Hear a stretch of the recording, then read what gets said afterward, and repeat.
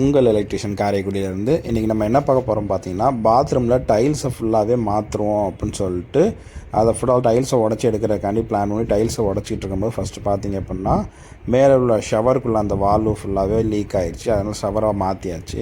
மாற்றினதுக்கப்புறம் பார்த்தீங்க அப்படின்னா, டைல்ஸை ஃபுல்லாக உடைக்கும் போது பிரேக்கர் வச்சு உடைச்சாங்க. அப்போ வந்து பிரேக்கர் நிறையா பைப்பில் வந்து குத்தி குத்தி பைப்பு ஃபுல்லாகவே டேமேஜ் ஆகிடுச்சு.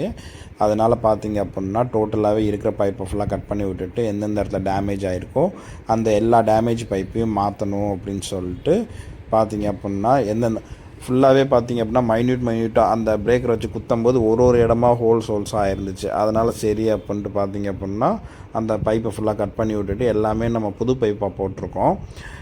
இப்போ பார்த்தீங்க அப்படின்னா எல்லாத்தையும் நம்ம செக் பண்ணிவிட்டு அப்புறம் அதுக்குள்ளே மெட்டீரியல்ஸ்லாம் போய் வாங்கிட்டு வந்தோம். மெட்டீரியல்ஸ் வாங்கிட்டு வந்து ஃபஸ்ட்டே வந்து ஷவர் வாலுக்குள்ளே அந்த சிபிவிசி பாஸ் ஃபிட் பண்ணியாச்சு. ஃபிட் பண்ணிவிட்டு பார்த்தீங்க அப்படின்னா உடஞ்ச எல்லாத்தையும் ரெக்கவர் பண்ணி அதுக்கப்புறம் எல்லாமே வந்து நீட்டாக புது பைப் போட்டு ஜாயின் பண்ணி விட்டாச்சு எல்லாத்தையுமே. அதுக்கப்புறம் டைல்ஸ் ஒட்டிட்டாங்க.